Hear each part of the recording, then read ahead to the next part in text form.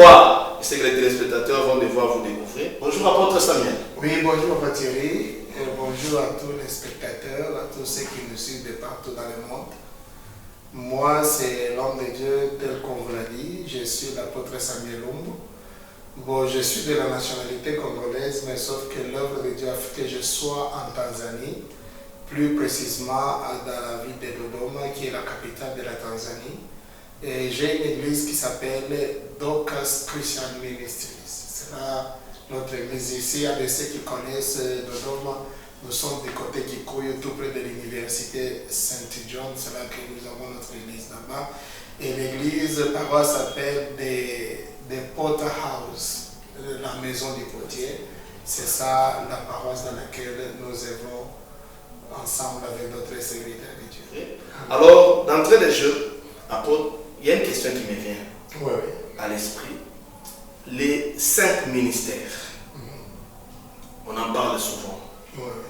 Alors, selon la Bible, comment devons-nous comprendre les ministères dans une église? C'est quoi le ministère?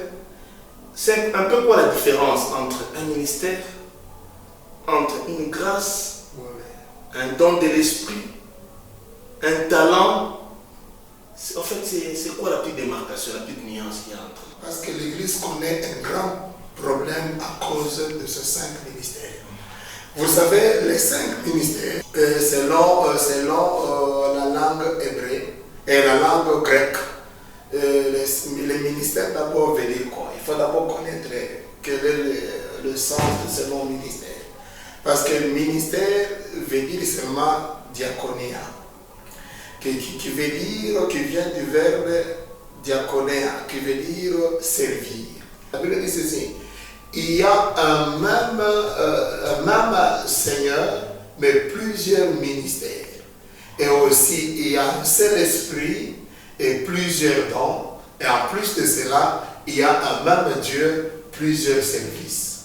Cela veut dire que selon le ministère, les gens doivent comprendre que l'Église a 3 différents dons. Les grands dons, ce qu'on appelle les ministères, c'est les grands dons. C'est ce qu'on appelle les ministres de la parole. Donc, c'est un don qui est là pour communiquer la parole des enfants de Dieu. Et c'est comme aussi les dons du Saint-Esprit. Il y a la différence entre les dons du Saint-Esprit et les dons ministères.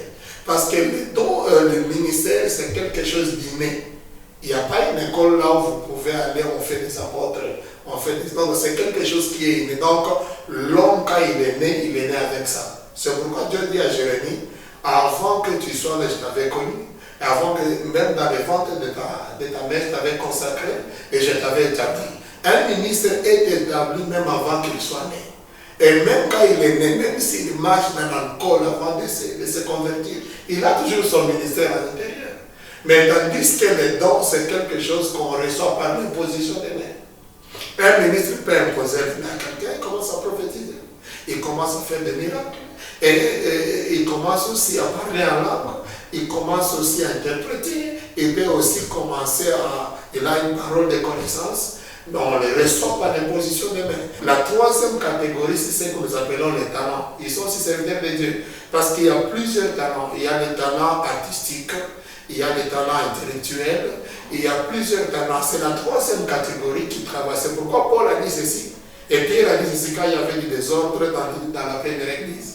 Il a dit que nous, on va se confier à la parole et à la prière. Mais chercher des gens qui sont remplis du Saint-Esprit, ils vont s'occuper des autres affaires.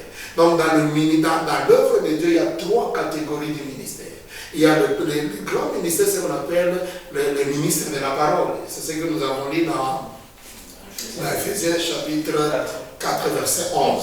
Mais la deuxième catégorie, même si Corinthiens veut dire la chose, premièrement dans l'Église, il y a des apôtres, des prophètes, et après, deuxièmement, ceux qui ont le don des miracles.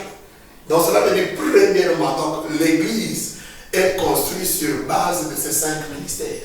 Et deuxièmement, il y a ceux qui suivent, qui ont des dons, qui travaillent aussi pour l'avancement de l'œuvre de Dieu. Et à la 3e position, il y a ceux qui ont des talents, les musiciens, ceux qui jouent à la guitare, ceux qui font le service de la protocolat, ceux qui arrangent beaucoup de choses dans l'ombre, parce qu'il y a plusieurs zéros dans l'ombre qui fassent que l'église puisse avancer. Il y a des services qu'on ne connaît pas, mais il y a des talents aussi, c'est dans la troisième position. Donc en général, je peux dire, un ministère c'est un don qui vient de Dieu.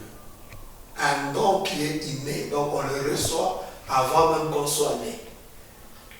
Un ministère est un don qui vient de Dieu, c'est inné, on le reçoit venant du Seigneur, et c'est dans la personne. Je crois que nous avons saisi la nuance. Alors je voudrais revenir, apôtre, je voudrais revenir, en fait, la source du ministère. Si je vous ai bien suivi, en fait, elle vient d'où? Quelle est la source du ministère? Et à qui les ministères sont-ils destinés? Et pour quel objectif? Amen. Donc, la source du ministère. Vous allez comprendre, Corinthiens a bien distingué le livre de 1 Corinthiens, si on peut le lire pour la meilleure compréhension. 1 Corinthiens, chapitre 12, verset 6 jusqu'à 8. Il y a diversité des dons, mais le même esprit. Diversité de ministères, mais le même Seigneur.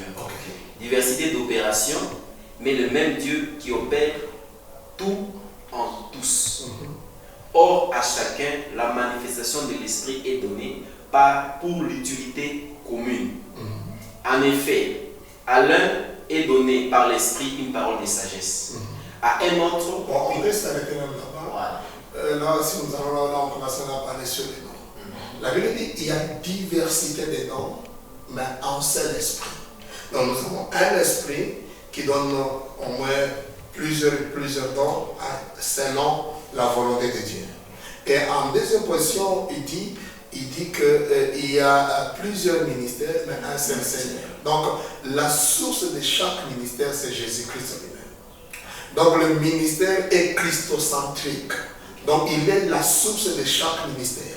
Celui qui apporte sa source, c'est Jésus-Christ. Parce que vous allez comprendre une chose. Nous avons des alliances.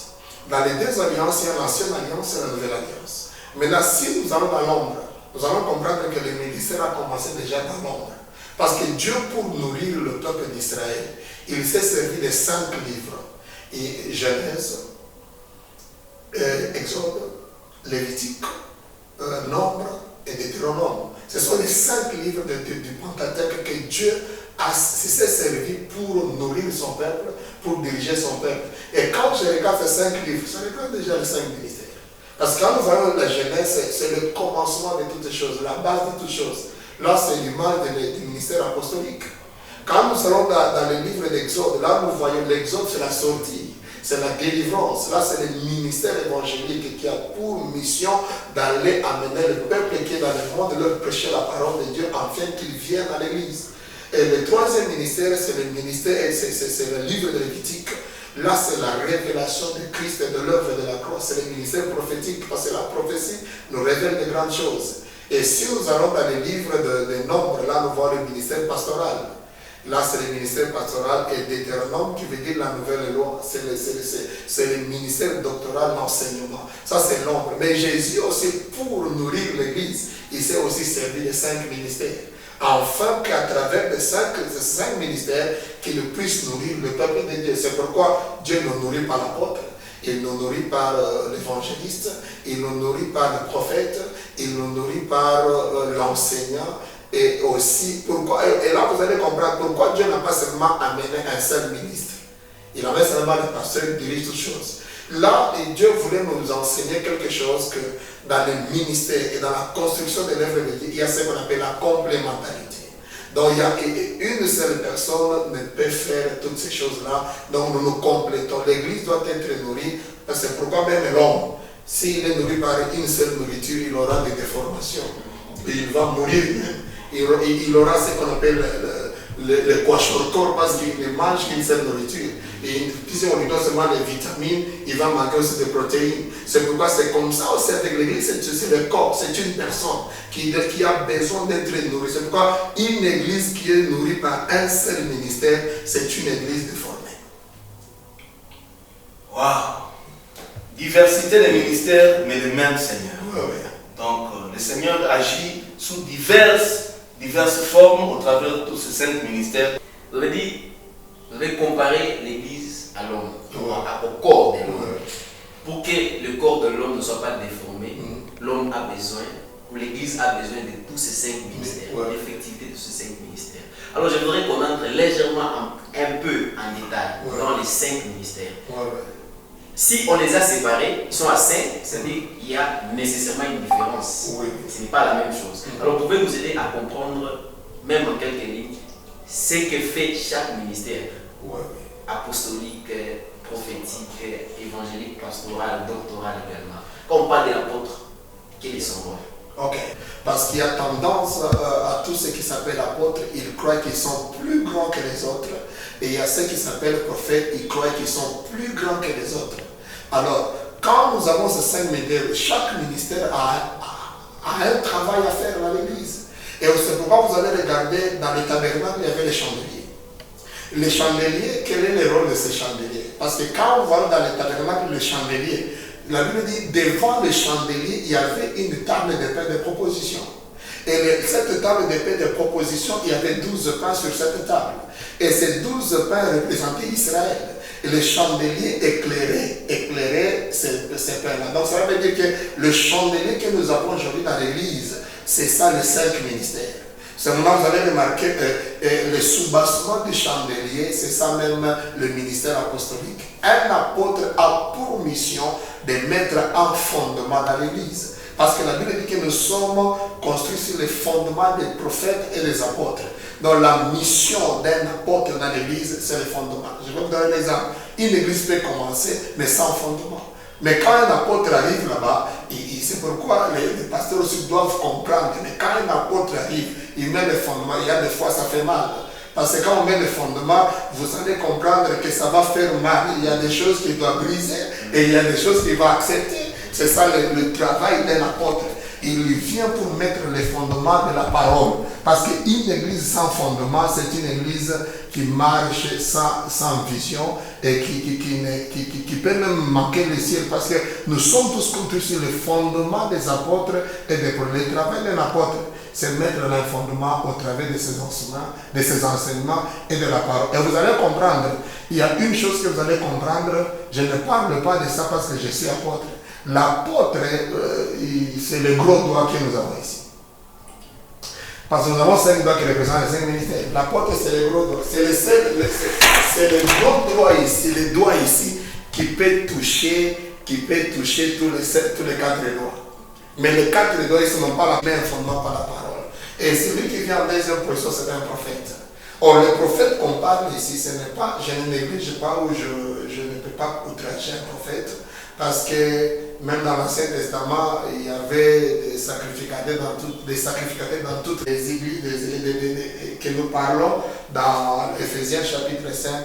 Ce n'est pas un prophète qui voit seulement toi, ton nom c'est Kalenga. Mais aujourd'hui, nous avons tendance à voir que quelqu'un qui a eu le don de prophétiser, c'est pourquoi nous avons besoin de prophètes afin qu'ils nous réveillent. Ce n'est pas seulement nous parler des démons qui nous dérangent, ce n'est pas seulement nous voir les sorciers, mais ils doivent nous révéler les mystères de Dieu au travers de la parole. Ces gens-là sont devenus rares, mais nous avons beaucoup de prophètes qui parlent des choses qui nous dérangent, mais nous voulons ceux qui nous parlent, parce que Paul dit ceci, si je venais en vous parlant en langue, en quoi vous serez-je utile? Il faut que je parle dans la connaissance, dans la doctrine, dans la révélation et dans la prophétie.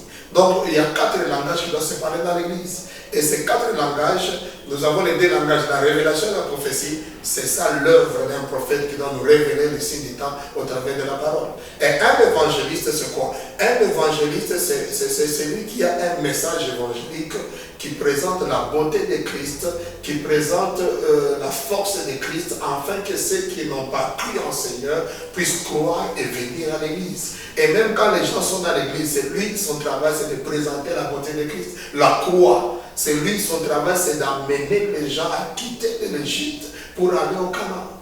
Et aussi, le pasteur, c'est un gardien des âmes. Il a un grand travail. Lui, il doit toujours être avec les brebis. Il prend soin des brebis.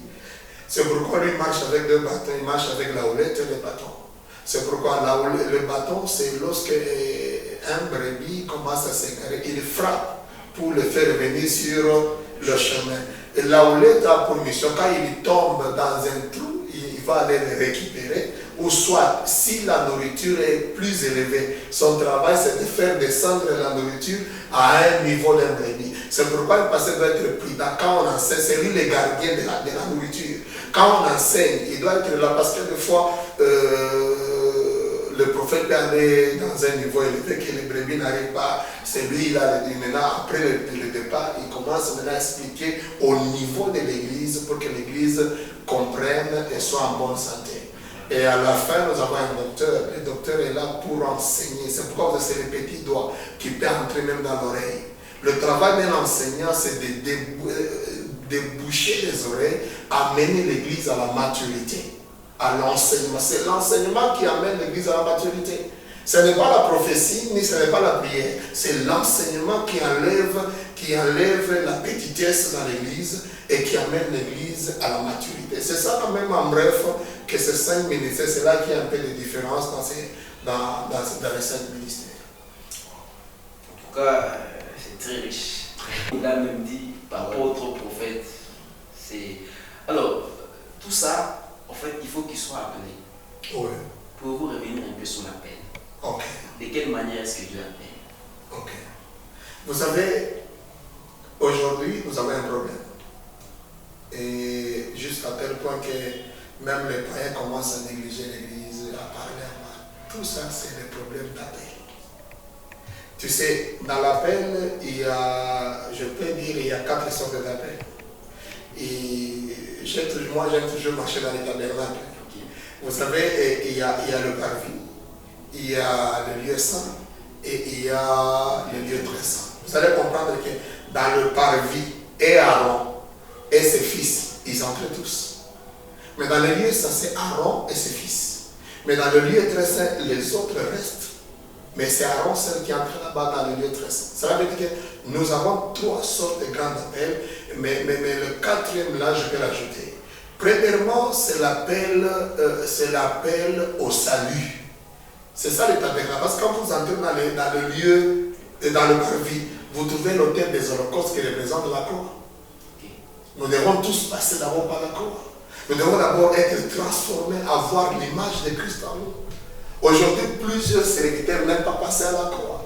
Ils aiment seulement passer parce que la croix, c'est le changement de caractère, c'est le brisement. Nous devons d'abord accepter Christ, être transformé, l'appel à la repentance. Quand on passe à l'appel à la repentance, maintenant vous allez remarquer, l'appel au salut engendre l'appel au ministère. Là, vous quittez du parvis, vous entrez dans le lieu saint.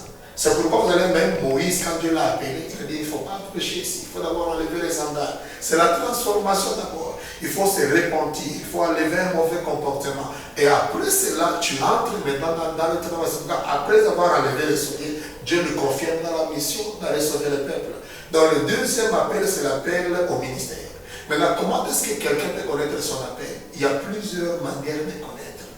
Lorsque Dieu a appelé Paul, qui était Saül, dans cet acte des apôtres 9, dans les verset 32, vous descendez là-bas, vous allez comprendre que Paul ne connaissait pas son appel. Il a dit Seigneur, je suis ici, que veux-tu que je fasse? Il a envoyé Ananias pour lui dire que Dieu t'a confié la mission de porter l'évangile aux nations, aux rois et au reste d'Israël.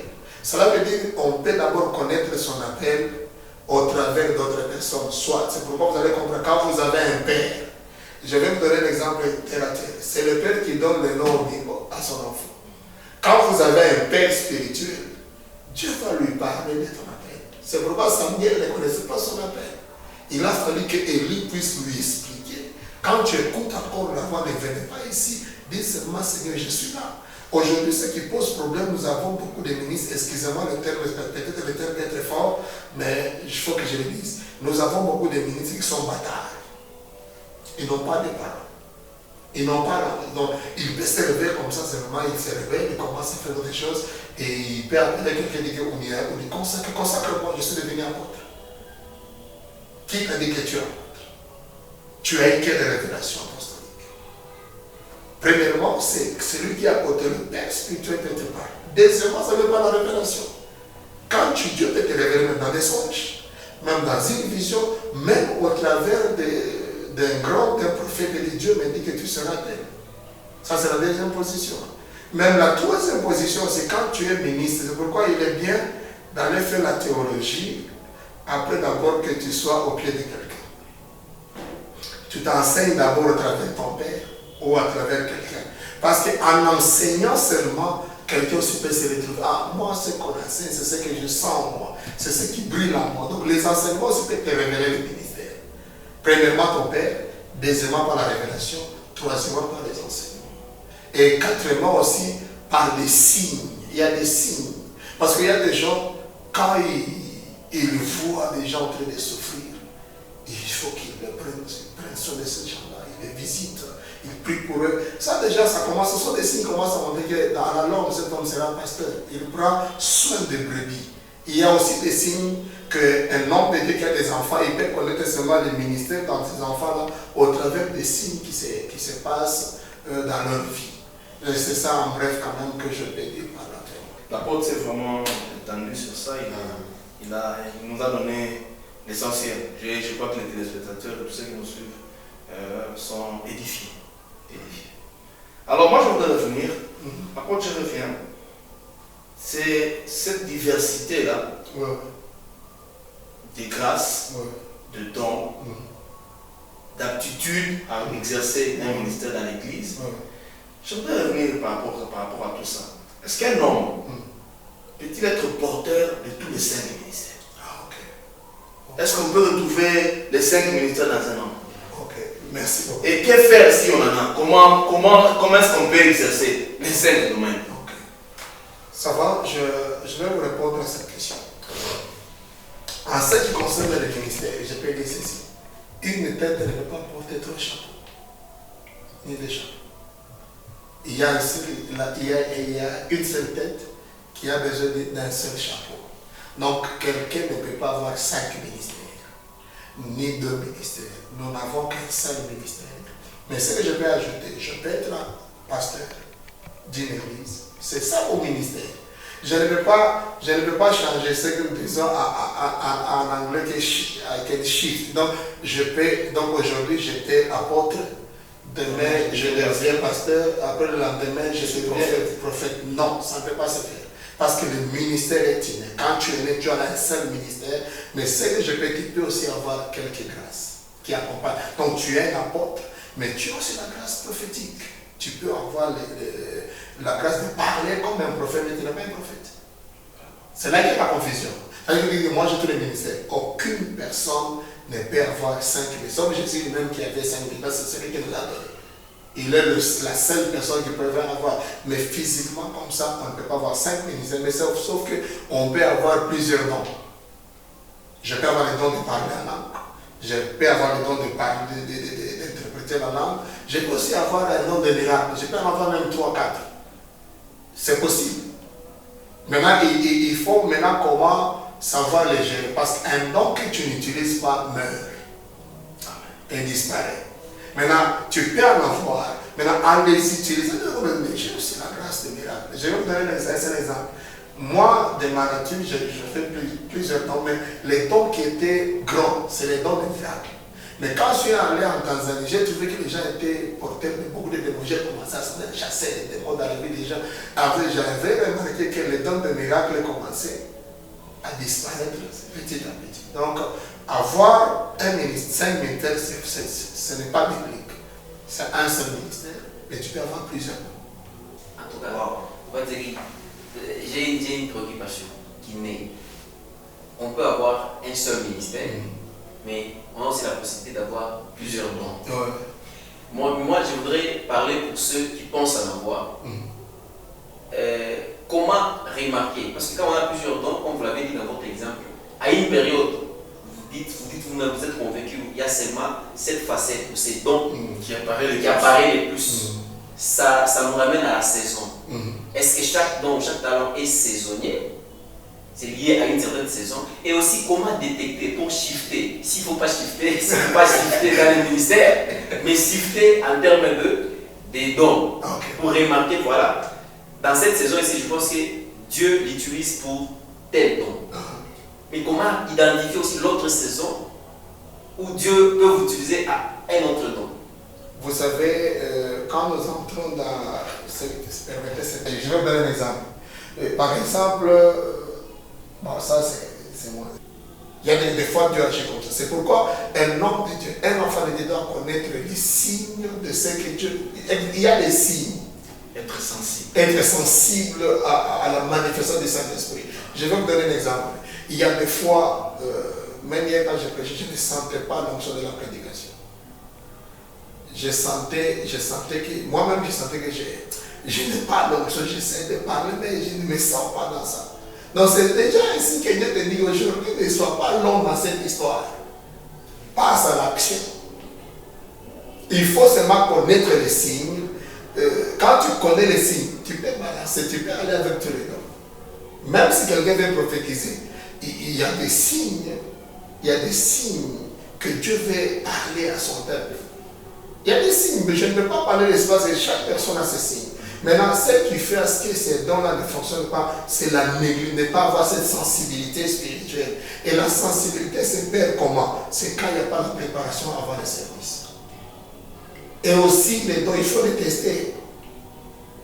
Vous comprenez?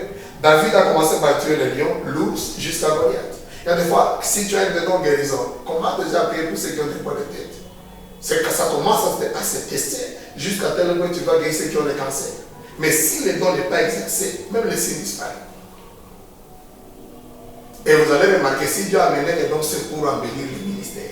Je prêche bien la parole de Dieu, mais je n'ai pas un don quelconque. Et Dieu ne nous a pas privé les dons. C'est parce que nous-mêmes, nous ne savons pas ce que Dieu nous a donné.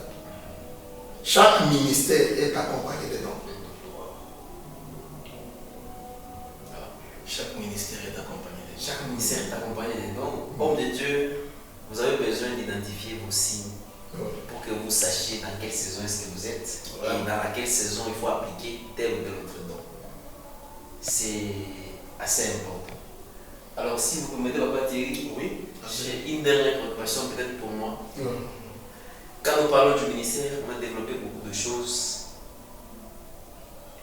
Il y a l'appel, il y a l'exercice de ces ministères. Alors, je voudrais que vous puissiez un peu rebondir sur la déontologie du ministère.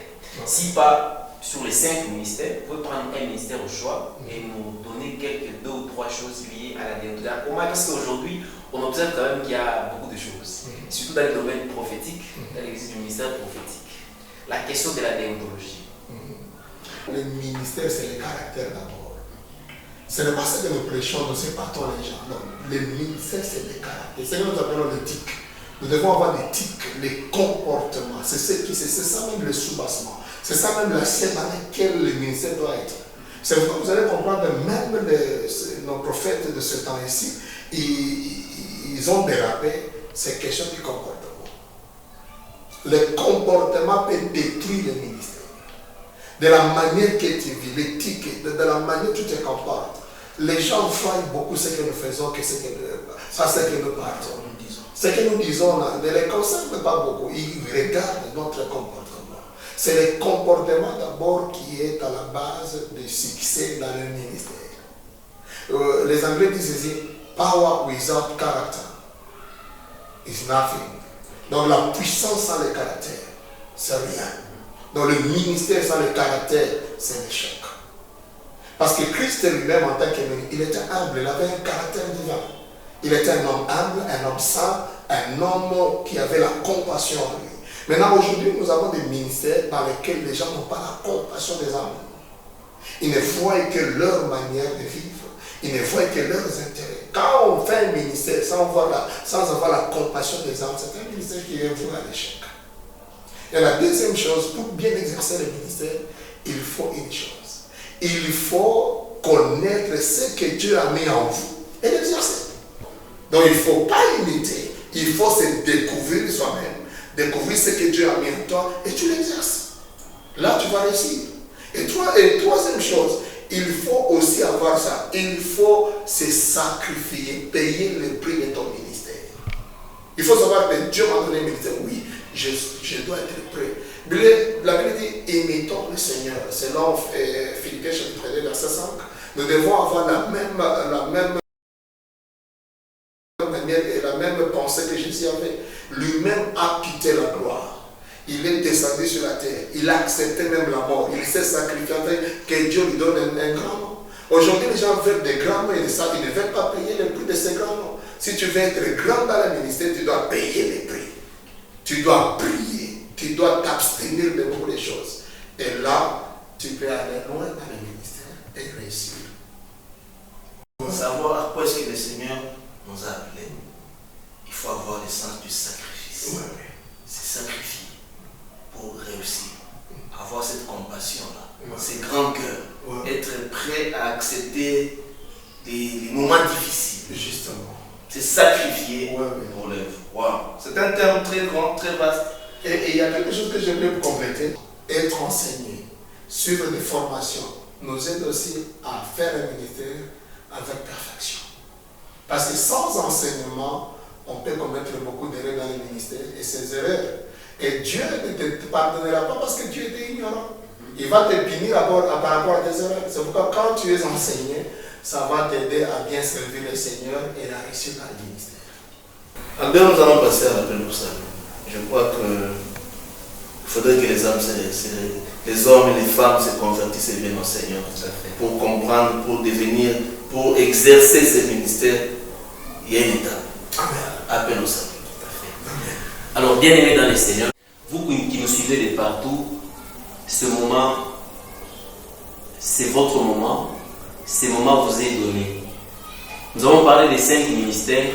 Tous ces 5 ministères travaillent dans une seule finalité: l'édification de l'Église. Pour jouir des bénéfices qu'il y a dans ces 5 ministères, il faudra que toi qui nous suives aujourd'hui, ça dépend de l'heure à laquelle vous nous suivez, il faudra que vous puissiez faire partie de cette Église. Il n'y a qu'une seule voie, il n'y a pas 4 chemins. C'est accepter Jésus-Christ comme Seigneur et Sauveur. Alors, le moment vous est donné.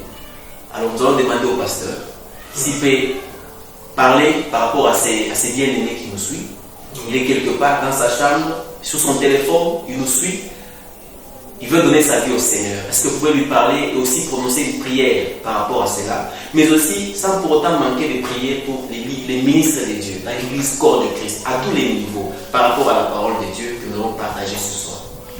Vous savez, je bénis Dieu pour cette émission. C'est une émission exceptionnelle parce que c'est une émission qui nous amène à la croix. La repentance, c'est la croix. Ce n'est pas seulement pour tous ces gens-là qui n'ont pas encore reçu le Seigneur. Même toi qui es ministre, tu avais la confusion, tu faisais des choses en dehors de la volonté de Dieu, c'est le temps de se repentir. Dieu est là, il peut te pardonner. Mais la Bible dit, si tu reçois Christ, tu as la vie. Mais si tu ne le reçois pas, la colère de Dieu est sur ta vie. Donc pour éviter cette colère, il faut accepter Jésus comme Seigneur et Sauveur. C'est pourquoi là où tu es, tu peux prononcer cette prière avec moi.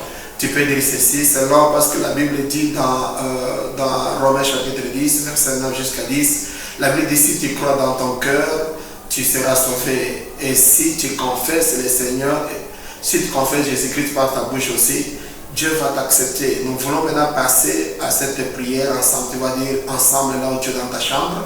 Je commence d'abord avec les ministres. Tu vas dire Seigneur Dieu, tu m'as appelé, j'avais des erreurs, j'avais la confusion. Mais aujourd'hui, j'ai quand même appris quelque chose à travers les hommes de Dieu.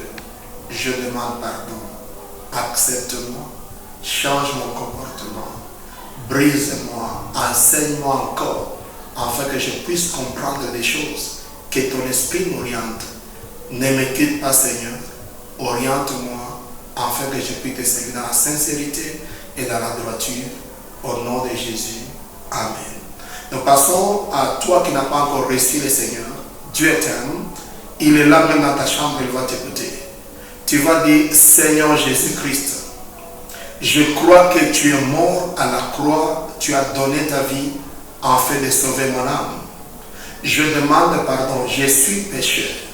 Mais aujourd'hui, je t'accepte comme Seigneur et Sauveur. Efface mon nom dans les livres de la mort. Et écris mon nom dans les livres de vie. Je t'accepte. J'aimerais marcher avec toi. Et toi aussi, j'accepte que tu demeures en moi afin d'orienter ma vie. Au nom de Jésus. Père, je commence à prier pour tous les ministres. Ce n'est pas une tâche facile. Il y a d'autres par manque de connaissances. Et il y a d'autres par manque de temps. Ils n'ont pas pu apprendre d'autres choses. Ils ont marché à l'encontre de ta loi et de ta volonté. Restaure les ministres et bénis tous les ministres qui gardent encore ta volonté afin qu'ils ne puissent pas tomber dans des erreurs. Révèle-toi dans l'église, bénis ton église et bénis mon frère qui a reçu le Seigneur et Sauveur afin qu'il puisse marcher avec toi. Bénis Logos TV, bénis cette émission, bénis tout le monde, bénis Papa Thierry, bénis Papa Albert, et que cette émission soit bénite et que ce soit une émission de grand et que plusieurs personnes puissent avoir le temps d'écouter et d'être enseignés. Nous te remercions, Seigneur, et nous te disons merci au nom de Jésus. Amen. Amen. Cette émission vous a plu, bénissez le Seigneur et ne manquez pas de nous faire un petit commentaire sur notre chaîne YouTube Ecclesia TV. Merci à vous tous qui nous avez suivis. Et merci à l'apôtre Samuel. Merci à vous pour sa disponibilité. Merci à Albert Matakano, notre collaborateur de tous les jours.